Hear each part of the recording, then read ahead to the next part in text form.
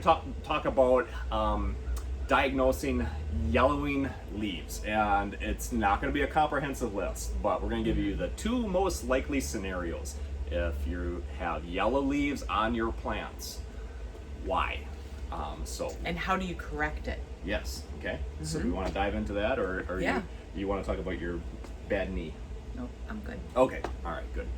so let's talk about. Throw me right under that bus. She's like, oh, I am having a hard time here. So yellowing leaves. So to diagnose, we'll give you the 2 most likely scenarios. This is not an all-inclusive list because it can be a host of things. Like it can be insects, it can be soil issues, there can be something going on underneath. But most likely, if we took 1,000 of you with yellow leaves on your plants that you just can't figure out, and we took the average of that, it's going to be either overwatering or not feeding them. Okay, so that's really we can kind of narrow it down to those 2 things. Now, how do we correct that, or how do we figure that out? So if you are one of the people that just douses your plant with that inconsistent care, or it's like draining out the bottom of a basket where it's so heavy. No. And if that happens once or twice and you learn to, water less, that's okay. But it's that consistent. We're talking about consistent care. Yeah, so that going back to that flippant care where you're like the plant is outside and it's getting beat with the wind or the sun, and you haven't watered it in 3 days because hey, I got tennis and I've got piano lessons and I get that happens, but don't expect to have beautiful flowers if the care is just flipping. It's like, well, whenever I want to water it, whenever it starts sagging, I water it. Yeah, that would be inconsistent care. Or like one of our local Kaylee, we did a whole video on. You can go back and you can watch the Help My Hanging Basket series, because we asked people, and were we surprised. So her hanging basket, I mean, it was just, it's just really not looking good. And like that's an understatement when she brought it in, and I mean, there's just nothing left to it. And I'm like, Kaylee, like when did you water this last? She's like, I don't know, like last time it rained. I'm like, oh, no. Rain does not water. Rain waters the grass. Yeah. Rain does not water unless your you have hanging rain baskets. That's consistent for like 24 or 48 hours. Yeah. It's most likely just going to shut off. Yeah. It might get a little bit of water, but most of that just shuts off. Especially if you're talking petunias, super petunias, that foliage is so tight, it's like an umbrella. So coming back to overwatering this and taking like, oh, okay, this is a 12-inch hanging basket, I think I'll add 5 gallons of water to it. No, you can't do that. And you just keep doing that, and you're washing out all the nutrients, first off. So the plant is getting nothing but water, so all the nutrients are getting washed away. Everything in the soil is getting washed away, and the plant can't handle that, and that's where it'll start turning yellow. So how do we correct that? Don't overwater it. We're taking this plant and we're giving what it needs water-wise for 24 hours, okay? We can't water this for the week. Just like I can't eat for the week. I have to eat 3 meals a day. A plant cannot just, I'm going to add 4 gallons of water and it'll be fine for the next week or 3 weeks or month in some people's cases. So we're going to water this to give it 24 hours of care, and then tomorrow we're going to address that again. We can't overdo it and it's literally compensate. Like the leaves are turning because they're telling you. They're saying, they're screaming out saying something's wrong and you have to figure it out. Yes. But now on the flip side, if you're watering it and you're like, no, it's I'm watering it, it has the right consistency, like it's got heft but it's not draining down, then it might be that they're under fertilized. Yeah. And calibrachoas really are one calibrachoas, they're in that category. Just put them on a constant feed. And when we say calibrachoas, we're talking million bells. That's a brand name. This would be. Yeah, but a calibrachoa is the actual plant. So the million bells, put them on a constant feed. And when we say constant feed, that is a lower dose But every time I'm watering, it's getting fed. And calibrachoas are in that that category that they not only can handle it, they need that constant feed. So, calibrachoas, they turn out beautiful, but they're heavy feeders. So we they, see that they here in need the that. greenhouse, is that Yeah. we know their care is correct, but we're like, why are they, it's like they're anemic. They can, and they can go anemic, Yeah. meaning like they need that iron. And the Beat Your Neighbor fertilizer has that iron in it, and it boosts them. So it helps to correct that. It helps them looking beautiful. So you want that foliage looking nice and green. But that's another thing is many people do not feed enough, and that's why we say Fertilizer Friday, because then they remember at least once a week they're getting fed. Now, that is when we say Fertilizer Friday. That's kind of your baseline. That's your, nothing more over and above.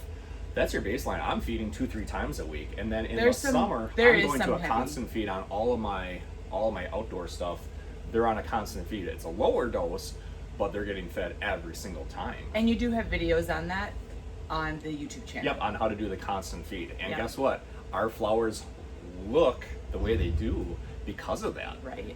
So they look awesome because they are getting the nutrients that they need and require. So again, those two likely scenarios: overwatering, don't do it, and then if you're not feeding consistently or not feeding at all, and we get that a lot. It's not like, when we ask people, when they're like, gosh, it's just yellow, and it's not like, okay, are you overwatering? No, well, are you feeding? Oh, I fed it once this year. No, you gotta feed those plants. Be consistent. Yeah, they're they're not getting nutrients from anywhere else, so you gotta feed them the nutrients. You're gonna ask what's in this basket, because it is beautiful, and it's Yeah. just a baby, but this has the lantana in it, the million bells, and then the yellow right here. Those are biddens. Mm-hmm. And it's a beautiful, beautiful basket starting to fill out. This one's going to have a little bit of deadheading, so certainly the lantana. But we love the lantana because, generally speaking, the deer stay away from it then. And the butterflies like it. Yeah. Oh, yes. Yeah. But yeah, the lantana definitely have to deadhead. The biddens you'll have to. The calibrachoas, they'll take care of themselves. But yeah, this one was going to take like a weekly maintenance, and something like this, we'll say that Fertilizer Friday. Okay, you're remembering to fertilize this, especially this that's got calibrachoas in it.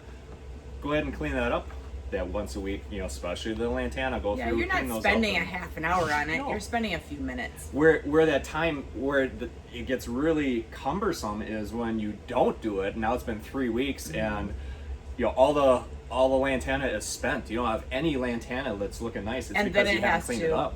Yeah, because otherwise it'll start sending out these little shoots, the little blooms. And if you clean it consistently, what will happen is it will bloom consistently, because it's it'll get on that cycle of it. So that once a week, that care, that's really helps the fertilizing, and then that care of if you have a plant that needs to be cleaned up, do it on that Fertilizer Friday. That way you are, again, reminding yourself, I'm going to feed it, and I'm just going to clean up the spent flowers that Right. need it, so that need to be deadheaded. So, fertilizer. Speaking of Beat Your Neighbor Fertilizer, we have a few more retailers to highlight. This is getting pretty awesome. It is. Yeah. So you can find our Beat Your Neighbor Fertilizer locally at Maryann's Flower Pot in Garrett, Indiana. Also Nestley's Farm Market in Sugar Grove, Ohio. And then Wautoma Garden Center and Floral in Wautoma, Wisconsin. Isn't it? Oh, yeah, in Yeah. Floral. I'm Yeah. looking at his notes. Yeah, he said Wautoma. So Maryann's Flower Pot, Gary, Indiana, Nestle's Farm Market, Sugar Grove, Ohio, and Wautoma Garden Center and Floral in Wautoma, Wisconsin. So if they are near you, please stop in, grab a jar of fertilizer, tell them that we sent you. Yeah, Scott and Amy said hi. Yes. The checkout person's gonna be like, okay.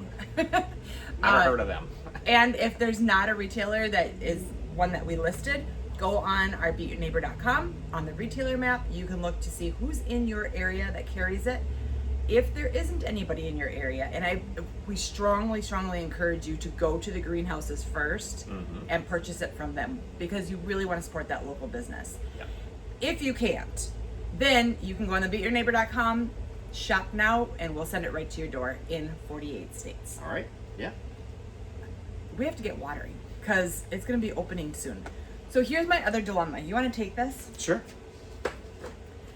For all you women out there and other greenhouses, what do? I have really dark hair in a ponytail, and the only thing that has worked so far is this Carhartt hat with everything tucked up and into it, because as I'm watering, the petunias sticky, get stuck in my hair, and then it's frizzy because of all the water.